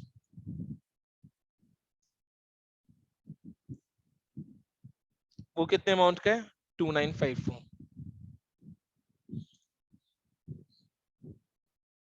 2954. क्लियर? डन. ये सारा खर्चा को लिखा. देन ये पहला स्टेप होता है किसी भी प्रोसेस अकाउंट को प्रिपेयर करने के लिए. पहला स्टेप क्या होता है? लेफ्ट हैंड साइड में सारे खर्चों को लिखो. नेक्स्ट स्टेप क्या होता है? नॉर्मल लॉस को लिखो. नॉर्मल लॉस को अपने लेफ्ट राइट हैंड साइड में लिखते हैं. नॉर्मल लॉस को राइट हैंड साइड में लिखते हैं. नॉर्मल लॉस यूनिट्स कितना है? 940 का कितना परसेंट है? देख लो इधर में क्वेश्चन में. It is 10%. 10% का नॉर्मल लॉस है, यानी 940 का 10% इज 94 यूनिट्स.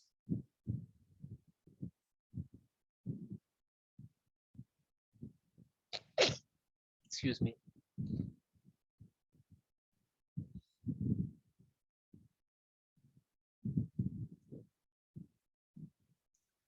अब 94 यूनिट्स का स्क्रैप रियलाइजेशन किस भाव से है? Scrap realisation is 5.75 per unit. So 94 into 5.75 per unit. 94 into 5.75 per unit कितना आ रहा है? 541. कोई दिक्कत नहीं राउंड ऑफ करने में. 94 into 5.75 is 541. 540.5 आ रहा था, उसको अपने राउंड ऑफ कर दी. ये दूसरा स्टेप है. थर्ड स्टेप क्या है? कॉस्ट पर यूनिट कैलकुलेट करना. बिकॉज सबसे पहले सारा खर्चा को लिखते हैं लेफ्ट हैंड साइड में, फिर राइट हैंड साइड में नॉर्मल लॉस को लिखते हैं. देन इन सबको कंसिडर करके कॉस्ट पर यूनिट निकालते हैं. नॉर्मल लॉस अपने कॉस्ट पर यूनिट को कैलकुलेट करने के लिए कंसिडर करते हैं. कॉस्ट पर यूनिट कितना है? कैसे निकालते हैं? वही total cost minus normal loss scrap realisation divided by total inputs divided by total inputs minus normal loss units. Total cost कितना है? प्रोसेस बी को एग्जीक्यूट करने के लिए टोटल कॉस्ट कितना है? प्रोसेस ए से जो इनपुट आया था उसमें 2,24,685 का खर्चा लगा. Then direct wages 13,200, direct expenses 9,900, sundry expenses 2,954. ये सारा खर्चा लगा. इसका टोटल कितना आ रहा है? इसका टोटल आ रहा है 250,739, 250,739, 250,739. इसमें से 541 का normal loss scrap realisation minus करेंगे. 250,739 आ रहे हैं, इसमें से normal loss scrap realisation 541 minus करेंगे. टोटल इनपुट्स कितना है? खुद देखो, 940 यूनिट्स है. नॉर्मल लॉस यूनिट्स कितना है? 94. 10% का नॉर्मल लॉस था ना, तो 250,739 माइनस 541 कितना आ रहा है? 2,50,198. 2,50,198 आ रहा है. 250,739 माइनस 541 इज इक्वल टू 250,198 आ रहा है. उसको डिवाइड करेंगे 940 माइनस 94 से. 940 माइनस 94 कितना आ रहा है? 846. 846 आ रहा है. कॉस्ट पर यूनिट कितना आ रहा है? 295.74. 295.74. 295.74. ठीक है, 295.74. ठीक है. Process B is the last manufacturing process. Process B से फिर अपने फिनिश स्टॉक में आउटपुट को ट्रांसफर करते हैं। प्रोसेस बी से कितना यूनिट्स फिनिश स्टॉक में ट्रांसफर हुआ?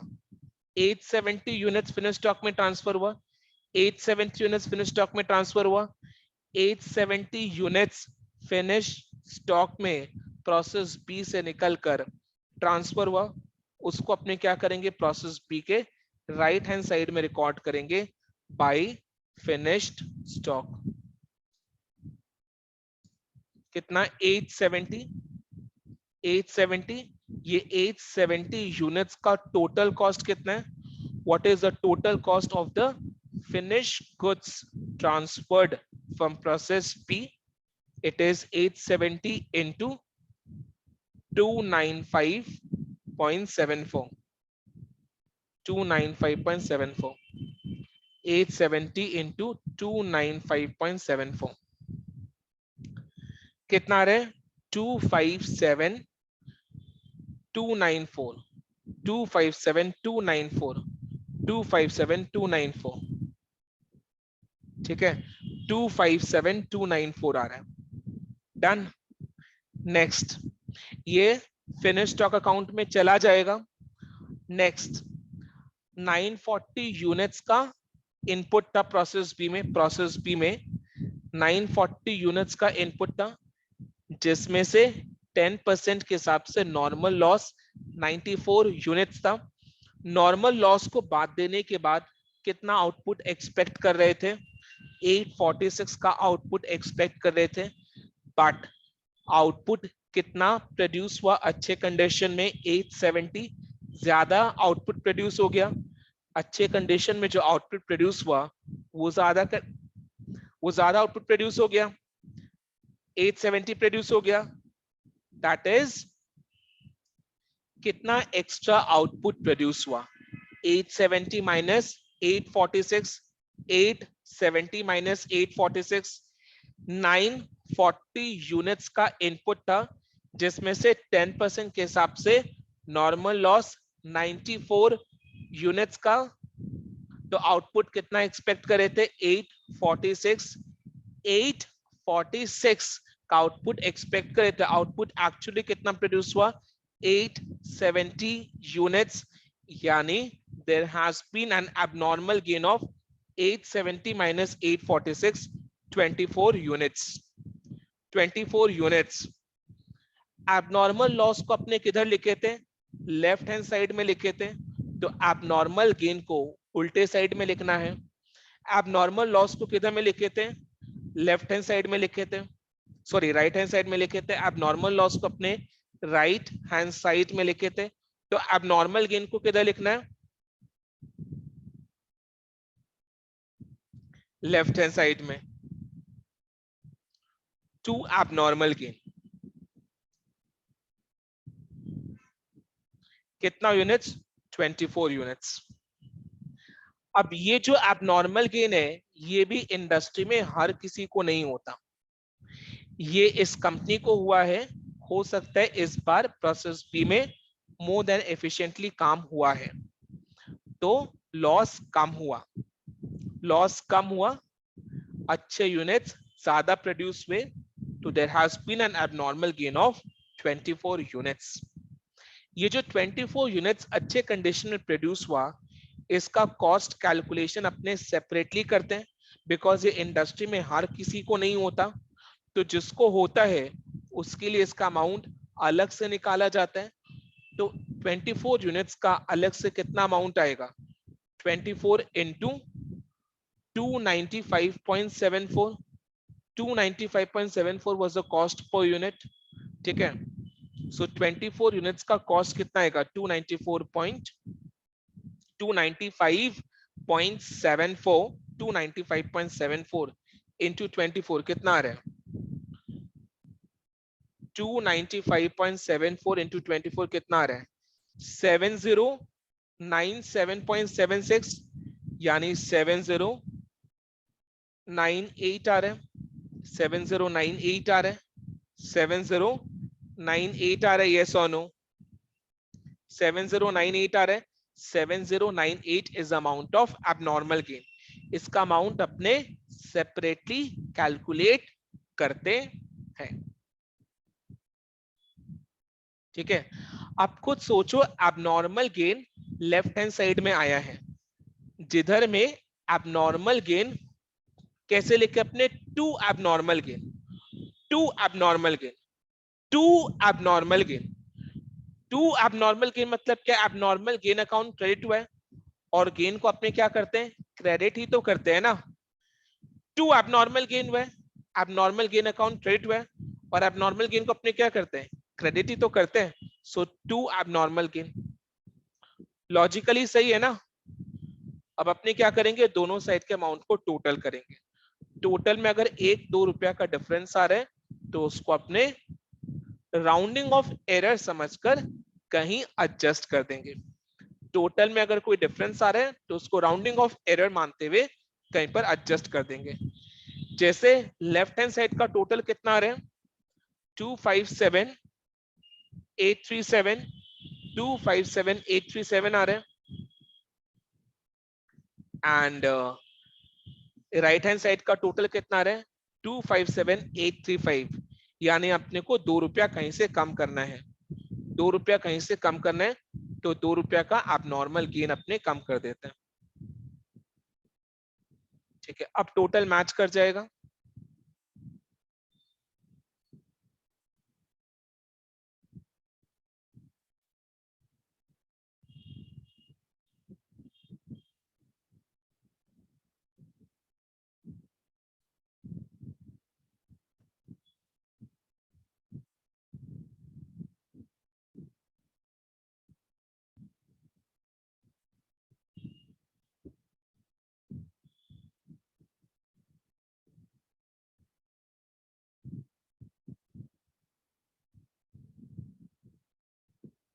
मैच कर गया टोटल। अब जैसा हम लोगों ने वादा किया था, लगे हाथ अपने एबनॉर्मल गेन अकाउंट प्रिपेयर करेंगे। एबनॉर्मल गेन अकाउंट प्रिपेयर करेंगे।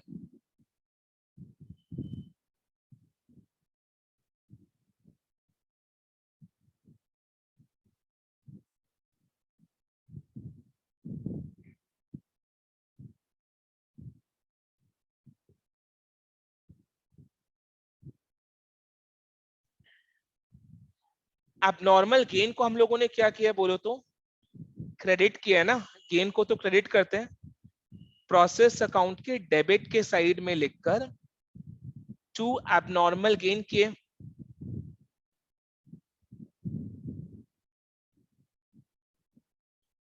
To abnormal gain, to abnormal gain किया प्रोसेस अकाउंट के डेबिट के साइड में, टू एबनॉर्मल गेन किया यानी एबनॉर्मल गेन अकाउंट क्रेडिट हुआ है बाय प्रोसेस बी।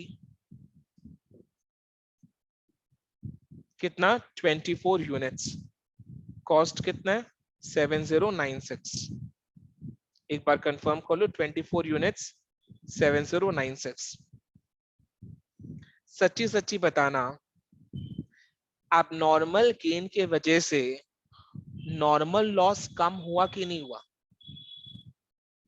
बिकॉज आप खुद ही सोचो ना, आप खुद ही सोचो, मैंने क्या बोला अभी, सच्ची सच्ची बताना, आप नॉर्मल गेन के वजह से नॉर्मल लॉस कम हुआ कि नहीं हुआ। बिकॉज आप खुद ही सोचो, आपका इनपुट कितना था 940, आपका इनपुट कितना था 940, आउटपुट कितना हुआ 870, यानी लॉस कितना हुआ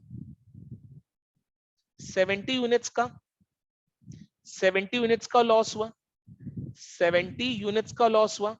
940 माइनस 870, इनपुट 940, आउटपुट 870, 70 यूनिट्स का लॉस हुआ।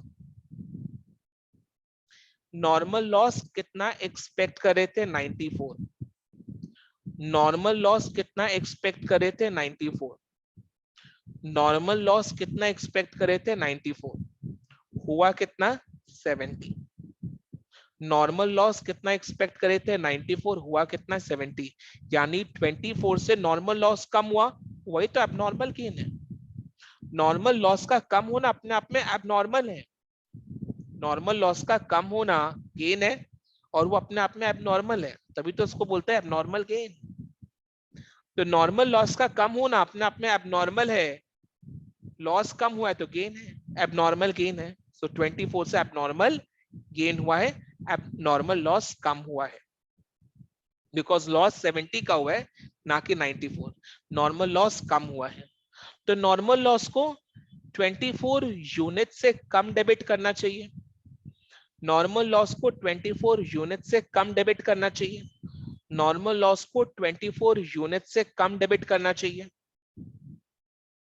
राइट। तो अपने क्या करेंगे, नॉर्मल लॉस को 24 यूनिट से कम डेबिट करना चाहिए, यानी चीजों को सही करने के लिए अभी अपने क्या करेंगे, नॉर्मल लॉस इधर में डेबिट होके रखा हुआ है, बाय बाय नॉर्मल लॉस होके रखा हुआ है ना, बाय नॉर्मल लॉस होके रखा हुआ है, बाय नॉर्मल लॉस होके रखा हुआ है, बाय नॉर्मल लॉस होके रखा हुआ है, यस और नो।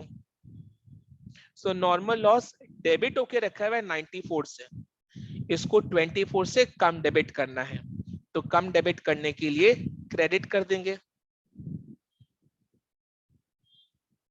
नॉर्मल लॉस का कम किस लिए हुआ है, नॉर्मल लॉस का कम होना क्या बोलते हैं अपने, abnormal gain 24 units. Process B account के राइट हैंड साइड में by normal loss, process B के राइट हैंड साइड में by normal loss, normal loss debit by normal loss, मतलब नॉर्मल लॉस तो डेबिट होके रखा हुआ है, बाय नॉर्मल लॉस मतलब क्या, नॉर्मल लॉस अकाउंट तो डेबिट होके रखा हुआ है, 94 से उसको कम डेबिट करना है, बिकॉज नॉर्मल लॉस 94 नहीं 70 हुआ है, लॉस 94 नहीं 70 हुआ है, 24 कम हुआ है, तो लॉस को 24 से कम करना है, तो लॉस को अगर 24 से कम करना है तो लॉस को अपने क्रेडिट करेंगे, क्रेडिट करेंगे, यानी ये 24 में मेरे को 5.75 का स्क्रैप रियलाइजेशन भी नहीं हुआ होगा, ये 24 में मेरे को 5.75 का स्क्रैप रियलाइजेशन भी नहीं हुआ होगा, स्क्रैप रियलाइजेशन भी नहीं हुआ बिकॉज अब नॉर्मल गेन हो गया, अब नॉर्मल गेन हो गया, आई बात समझ में, ठीक है। सो एबनॉर्मल गेन के वजह से नॉर्मल लॉस कम हो जाता है, तो नॉर्मल लॉस को कम करने के लिए नॉर्मल लॉस अपने क्रेडिट कर रहे हैं, 24 यूनिट से नॉर्मल लॉस कम हुआ है, उतना का एबनॉर्मल गेन है, नॉर्मल लॉस का कम होना अपने आप में एबनॉर्मल गेन है, सो 24 यूनिट्स का एबनॉर्मल गेन है। अब 24 यूनिट्स का अगर एबनॉर्मल गेन है, यानी 24 यूनिट्स का नॉर्मल लॉस कम हुआ, तो 24 यूनिट्स पर स्क्रैप रियलाइजेशन भी नहीं होगा, बिकॉज एबनॉर्मल गेन हो गया, राइट। तो नेट में गेन कितना हुआ, नेट में जो गेन हुआ वो अपने कॉस्टिंग पीएल में ट्रांसफर कर देते हैं।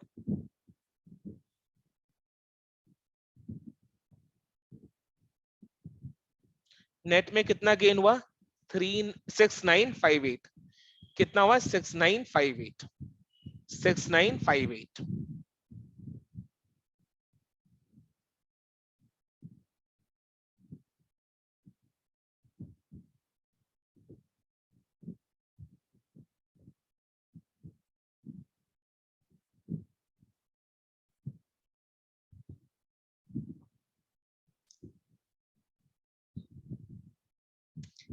7096 टोटल आ रहा है, कॉस्टिंग पीएल में नेट गेन, नेट गेन कितना हो रहा है 7096 minus 138, 7096 minus 138 is equal to 6958, ये अपने कॉस्टिंग पीएल में ट्रांसफर किए, जैसे उसमें नेट लॉस को ट्रांसफर किए थे, अब नॉर्मल लॉस में नेट लॉस को कॉस्टिंग पीएल में ट्रांसफर किए थे, इसमें नेट गेन को कॉस्टिंग पीएल में क्रेडिट करें, देखो कॉस्टिंग पीएल क्रेडिट हो रहा है, टू कॉस्टिंग पीएल क्रेडिट हो रहा है, टू कॉस्टिंग पीएल क्रेडिट हो रहा है ना, आई बात समझ में। नेक्स्ट बड़े, अब ये वाला प्रोसेस के लिए भी क्यों ना लगे हाथ, नॉर्मल लॉस अकाउंट बना ले,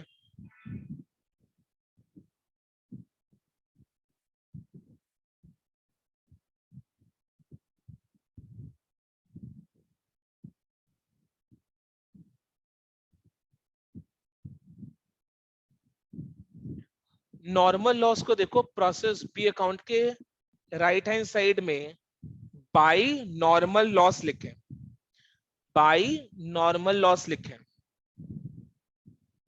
यानी नॉर्मल लॉस अकाउंट को डेबिट किया है, यानी नॉर्मल लॉस अकाउंट को डेबिट किया है। तो नॉर्मल लॉस के डेबिट के साइड में टू प्रोसेस बी 94 इंटू 541। अब 94 में से 24 यूनिट्स जितना तो लॉस नहीं हुआ, तो नहीं हुआ लॉस कम करना है, लॉस के बाई साइड में लिखेंगे बाई एबनॉर्मल गेन। लॉस नहीं होना मतलब क्या, नॉर्मल लॉस नहीं होना मतलब क्या, एबनॉर्मल गेन होना। नॉर्मल लॉस नहीं होना मतलब क्या, एबनॉर्मल गेन होना। तो एबनॉर्मल गेन 24 यूनिट्स का है। जैसे इधर में एबनॉर्मल गेन अकाउंट के लेफ्ट हैंड साइड में टू नॉर्मल लॉस लिखे थे, नॉर्मल लॉस अकाउंट को अपने क्रेडिट किए थे। लॉस अकाउंट को क्रेडिट करने का मतलब क्या, लॉस को कम करना। लॉस कम हुआ है तभी तो गेन हुआ है ना, लॉस कम हुआ है तभी तो गेन हुआ है। तो लॉस 24 यूनिट्स का 24 यूनिट्स से कम हुआ है, तो ये एबनॉर्मल गेन है। तो अपने लॉस को क्रेडिट कर रहे, कम कर रहे। और खुद सोचो, अगर अगर 24 यूनिट्स का नॉर्मल लॉस हुआ ही नहीं तो 24 यूनिट्स पर स्क्रैप रियलाइजेशन भी नहीं होगा। 24 यूनिट्स पर 5.75 के हिसाब से स्क्रैप रियलाइजेशन भी नहीं होगा। 24 यूनिट्स पर 5.75 के हिसाब से स्क्रैप रियलाइजेशन भी नहीं होगा। ठीक है, तो स्क्रैप रियलाइजेशन कितने यूनिट्स पर होगा, 70 यूनिट्स पर होगा। कैसे करके, 70 इंटू 5.75 कितना रहे, 403। यानी बैंक में जो पैसा आएगा वो केवल 70 यूनिट्स का स्क्रैप रियलाइजेशन आएगा। एकदम सही बात है, बैंक में जो स्क्रैप रियलाइजेशन आएगा वो 70 यूनिट्स पर आएगा। बैंक में जो स्क्रैप रियलाइजेशन आएगा वो 70 यूनिट्स के लिए आएगा। बैंक में जो स्क्रैप रियलाइजेशन आएगा वो 70 यूनिट्स के लिए आएगा। बिकॉज 24 यूनिट्स का तो नॉर्मल लॉस हुआ ही नहीं, वो तो एबनॉर्मल गेन हो गया। तो बाकी 70 यूनिट्स का जो नॉर्मल लॉस है, स्क्रैप रियलाइजेशन 70 यूनिट्स के लिए आएगा 403 बैंक में। तो by bank 403।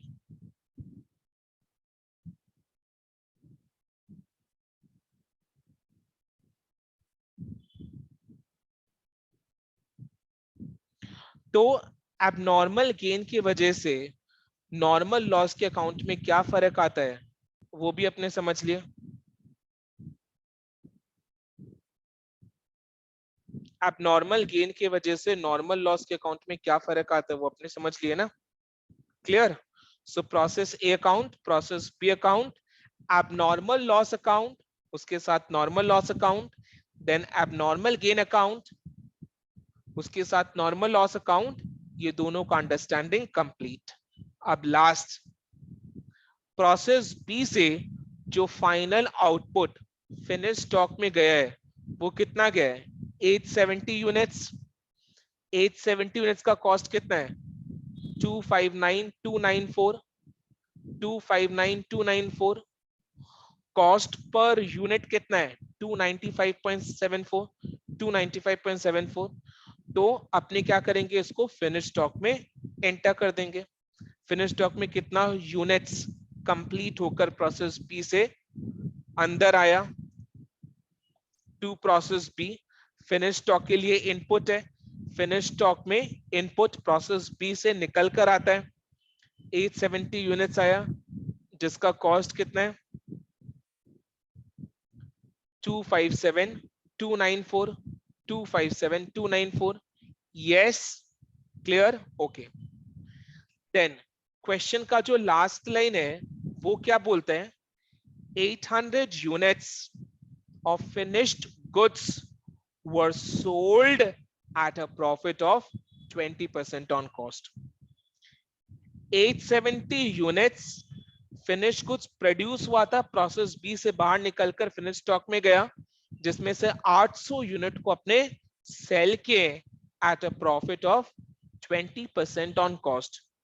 What is cost per unit? Process B में कॉस्ट पर यूनिट कितना था? 295.74.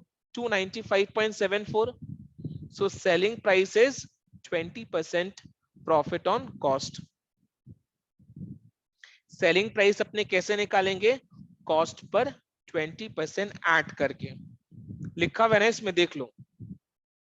20% on cost. Finished goods were sold at a profit of 20% on cost. Cost per कितना है? 295.74. उसमें 20% अपने ऐड कर देते हैं.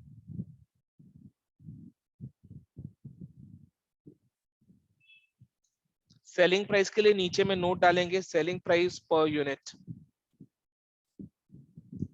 Is equal to cost per unit plus 20% profit on cost.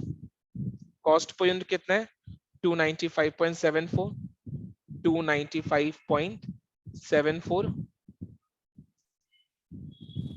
Plus 20% of 295.74 कितना आ रहा है?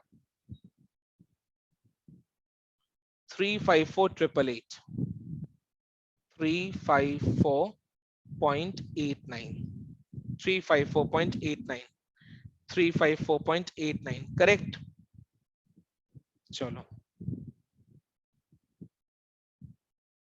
अब फिनिश स्टॉक अकाउंट जो है ना, बिल्कुल ट्रेडिंग अकाउंट के जैसा है. फिनिश स्टॉक अकाउंट बिल्कुल ट्रेडिंग अकाउंट के जैसा है. तो अपने बाई साइड में लिखेंगे बाई सेल्स 800 यूनिट्स, जिसका सेल्स वैल्यू कितना है? 800 इंटू 354.89. 800 इंटू 354.89 कितना रहे? 283,912. 283,912. 283,912. अगर 870 यूनिट्स में 800 यूनिट्स बेचे, 870 यूनिट्स प्रोसेस बी से आया था, उसमें से 800 यूनिट्स बेचे, तो बाकी जो 70 यूनिट्स है that is closing stock, unsold stock. Closing stock, closing stock कितना है? 70 यूनिट्स. क्लोजिंग स्टॉक हमेशा कॉस्ट प्राइस में वैल्यूएशन करते हैं अपने. 70 यूनिट्स का कॉस्ट कितना है? 70 इंटू 295.74.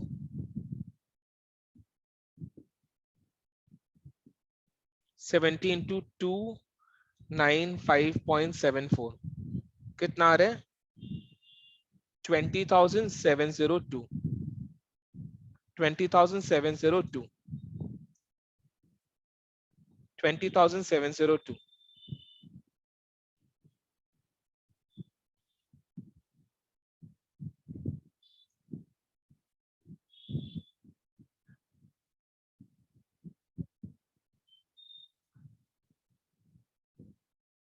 टोटल कर लिए. नेक्स्ट मैंने क्या बोला? फिनिश स्टॉक अकाउंट बिल्कुल एक ट्रेडिंग अकाउंट के जैसा है. राइट. प्रोसेस बी से 870 यूनिट्स आया, जिसमें से 800 यूनिट अपने बेचे, and closing stock 70 units. 70 units अपने कॉस्ट में वैल्यूएशन किए. 70 यूनिट्स अपने कॉस्ट में वैल्यूएशन किए. तो नाउ आप मेरे को ये बताओ what is the profit on sale. अब अपने सिंपली क्या करेंगे? ग्रॉस प्रॉफिट निकालेंगे. वो ग्रॉस प्रॉफिट क्या करेंगे? अपने कॉस्टिंग पीएल में ट्रांसफर कर देंगे. That is gross profit on sale.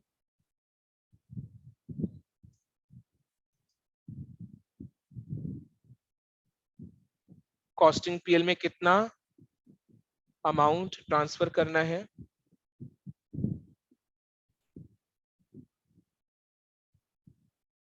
कितना रहे ग्रॉस प्रॉफिट? 47,320. 47,320 का amount is amount of gross profit. ठीक है, ये पूरे प्रोसेस कॉस्टिंग का एक मास्टर सम है, जिसमें हम लोगों ने process account, abnormal loss account, abnormal gain account, normal loss account, finish stock account, ये सारा अकाउंट एक ही साथ प्रिपेयर करना सीख लिए, राइट। कंसेप्ट को समझ लिए एंड सम्स के थ्रू ये सारा अकाउंट्स को प्रिपेयर करना समझ लिए, right. It is a master question which can come for 15 mark in your exam. मतलब इतना बड़ा क्वेश्चन तो नहीं आएगा एज सच, आपको इतना सब कुछ बनाने के लिए तो नहीं बोलेगा, ज्यादा से ज्यादा प्रोसेस अकाउंट प्रिपेयर करने के लिए बोलेगा, ठीक है। बट फिर भी कभी कभी एबनॉर्मल गेन अकाउंट भी पूछ लेता कि प्रोसेस अकाउंट के साथ एबनॉर्मल गेन अकाउंट प्रिपेयर करो या एबनॉर्मल लॉस अकाउंट प्रिपेयर करो, तो वो प्रिपेयर करना भी अपने को आना चाहिए। तो 15 मार्क्स के लिए इतना पढ़ाई एकदम सफिशिएंट है प्रोसेस कॉस्टिंग में बीकॉम के एग्जाम के लिए, ठीक है। तो आपका जो अभी आने वाला अपकमिंग एग्जाम्स है उसमें प्रोसेस कॉस्टिंग से क्वेश्चंस आ सकते हैं, जो बीकॉम का एग्जाम है उसमें से प्रोसेस कॉस्टिंग से क्वेश्चंस आ सकते हैं, तो इसको इधर से प्रिपेयर करें, it is more than sufficient. And एक चीज और, आप क्योंकि एग्जाम को 1 महीने से थोड़ा ज्यादा टाइम बचा हुआ है, 1 महीने से थोड़ा सा ज्यादा टाइम बचा हुआ है, तो क्यों ना उस 1 महीने से थोड़े ज्यादा टाइम में अच्छे से प्रिपेयर कर लें। तो अच्छे से प्रिपेयर करने के लिए वी हैव स्टार्टेड, आपको अच्छे से प्रिपेयर करवाने के लिए we have started with crash course. ये नाम का खाली क्रैश कोर्स है, बट डिटेल्स में पढ़ाया जाता है। नाम का खाली क्रैश कोर्स है, बट आपको सारा कंसेप्ट A to Z अपने पढ़ाते हैं। वो खाली बोलने के लिए क्रैश कोर्स, वो ट्रेंड है ना, crash course crash course crash course, तो कोर्स को क्रैश एज सच करके नहीं पढ़ाते, कंसेप्ट A to Z पढ़ाया जाता है। जितना भी एग्जाम का क्वेश्चंस है वो सारा सॉल्व कराया जाता है। तो अभी जो क्रैश कोर्स है, that crash course is going to start in this week, in this week after Thursday may be 24th से crash course 24th, mark the date, 24th June 2022, 24th June 2022 से crash course start हो जाएगा। It will be started in 3 modes: offline mode, live online mode and recorded mode. Classes almost week में 3 से 4 दिन होंगे, 4 दिन समझ के चलो, राइट, ताकि अपने सिलेबस को अच्छी से कंप्लीट कर पाए एंड CMA 1 के पेपर में अच्छा स्कोर कर पाए, राइट। कोर्स फीस एकदम रीजनेबल है, it is just ₹2000, it is just ₹2000 for CMA 1. It is just ₹2000 for CMA 1 crash course for semester 2 CMA 1 ₹2000, right। अगर आपको क्रैश कोर्स का डिटेल्स जानना है तो प्लीज मेरा नंबर को नोट कर लो, you can give me a call, you can WhatsApp me 9836698270। ये मेरा कॉल एंड व्हाट्सएप नंबर दोनों है, इस नंबर को सेव कर लो। ये मेरा कॉल और व्हाट्सएप नंबर दोनों है, इस नंबर को सेव कर लो।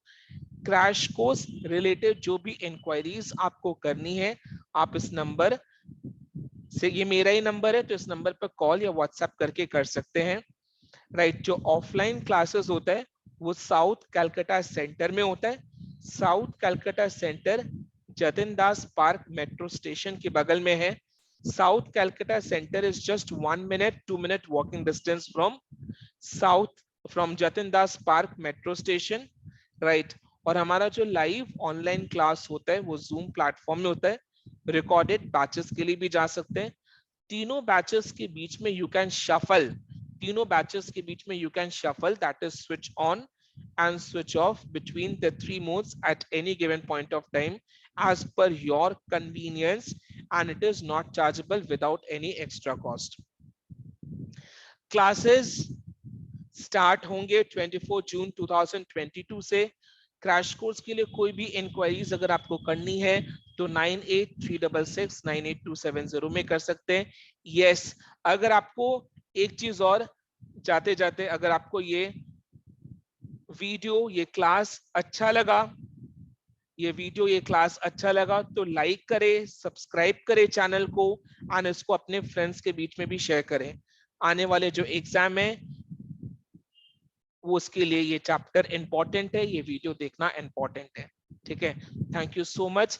दिस इज सीए हर्षवर्धन संगी signing off. Bye bye and have a very good day ahead. Bye.